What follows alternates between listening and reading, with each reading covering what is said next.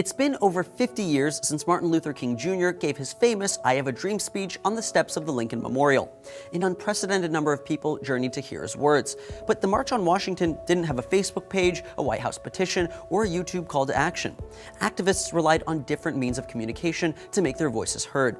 Seeker Stories takes a look at the ways technology has influenced civil rights movements, from MLK to Black Lives Matter. So Dr. Carson, this is the historic March on Washington, of which you were a part. Can we see you in here? I was probably right about there.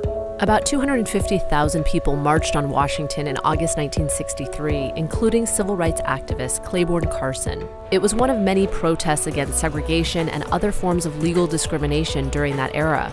I was 19 years old. I didn't tell my parents I was going. For me, this was an event that was long overdue. There was that sense of urgency. Yeah, definitely. And that's what King spoke to, is the urgency of now. There comes a time when people get frustrated at the slow pace of change. Today, more than 50 years later, there seems to be a new sense of urgency. Images and videos of Mike Brown, Eric Garner, Sandra Bland, Freddie Gray, and others sent shockwaves through communities across the country and inspired a new generation of activists demanding justice. One of the moments that really hit home for me was when Trayvon Martin was killed and George Zimmerman was acquitted. I saw myself in Trayvon Martin. You know, I was the kid who every single day would walk home, stop at 7-Eleven, buy some candy and a sweet tea. The reality that at any moment somebody could have come up, attacked and killed me, and the justice system wouldn't have done anything, it hit home. 25-year-old Sam Sinyangwe works with a team called We the Protesters to organize activists and to use social media to affect change. Sam, you tweeted last year there were protests in over 100 cities. That hasn't happened since 1965. It's a new civil rights movement, folks. What would you say is different about today's civil rights movement? One big key difference is the use of technology. How technology has been an instrumental tool in bringing folks together and scaling the work at a pace that really was unheard of in the 60s. The year since Mike Brown has been killed has seen over 3 times as many protests happening as 1965. And so this is a scale that really is unheard of in American history. Can you talk to me about organizing back in the 1960s? How did people organize an effective grassroots movement? Mainly face-to-face. And the main, electronics we used were telephones. In fact, the Student Nonviolent Coordinating Committee developed what they called the Watts line. And all it really was a way of making inexpensive long-distance telephone calls. A WATS, or Wide Area Telephone Service Line, allowed civil rights workers to report threats or violence happening on the ground.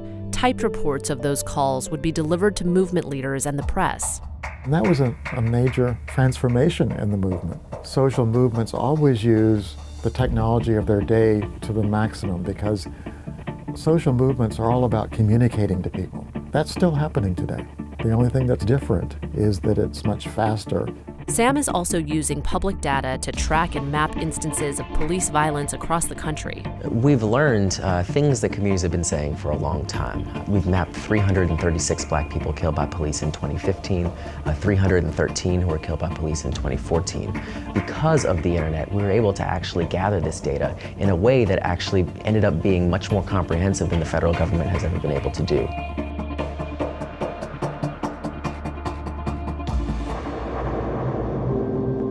What do you think Dr. King would think about the Black Lives Matter movement, for example? I think he would be very appreciative of the fact whenever young people are concerned about things other than themselves.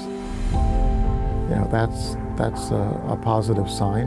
I think he would have thrived in this kind of an age. He would have been very, very open to using social media. He would have had millions of followers on Twitter. Are you hopeful? Absolutely. We've seen over 1,000 protests take place. We've seen hundreds of thousands of people engaged. We've seen 24 states sign legislation to improve police accountability. We've seen the president take executive action in order to address police brutality. All of that work has happened in the space of a little over a year.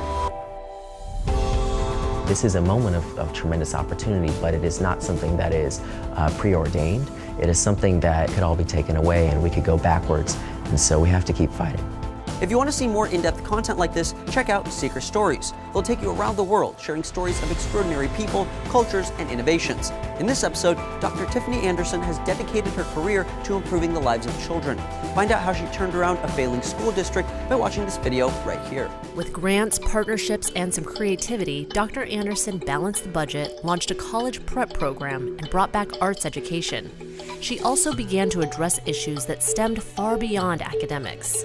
I learned that food was the greatest issue, so we decided we would open a food pantry. Please make sure to like and subscribe to Seeker Stories for more web docs. Thanks for watching.